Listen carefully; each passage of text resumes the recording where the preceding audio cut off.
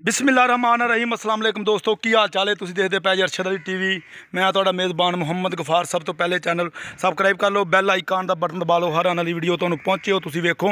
रोज़ की निस्बत इंशाअल्लाह बा फजले खुदा चंगे चंगे जानवर दोस्तां वीरां वास्ते लैके हाज़र हो जाने इंशाअल्लाह। मुहब्बतां तुहाड़ियां अल्लाह दे हुक्म मेहनतां साडियां ने इंशाअल्लाह। चैनल नूं सबकराइब जरूर कर लेना, इनू लाइक जरूर करना इंशाअल्लाह। ये पूरे इतमाद चैनल तुहाडा। ये बड़े दिनां दी वीडियो 8-10 दिन हो गए वीडियो पाई सी, सौदा हो गया सी। बंदे कहते सी यार कोई अगे कोई मसला सी, 100 मसाइलात होंदे ने लोगों के। कहते सी अजे भाई गफार इत्थे खड़ियां रहन दे, मझां असीं लै जावांगे इंशाअल्लाह।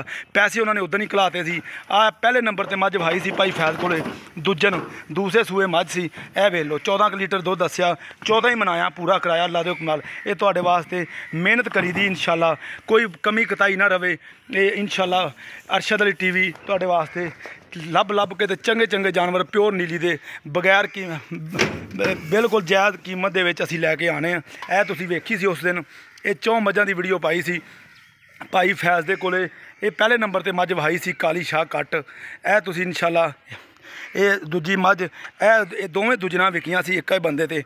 ए देख लो ये सॉरी एक बंदे ते नहीं, ये एक होर ते विकी, ये सियालकोट जानी और डसके जानी। ये दोवें मझां ये जा रही ने अल्लाह दे हुक्म नाल अज।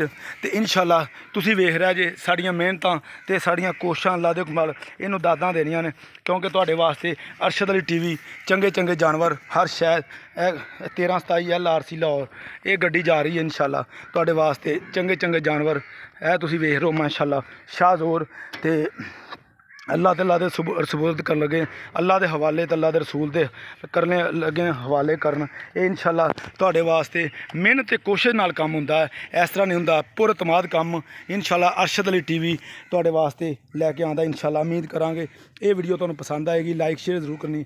मिलदे अच्छी ते बेहतरीन वीडियो नाल। अल्लाह निगहबान पाकिस्तान।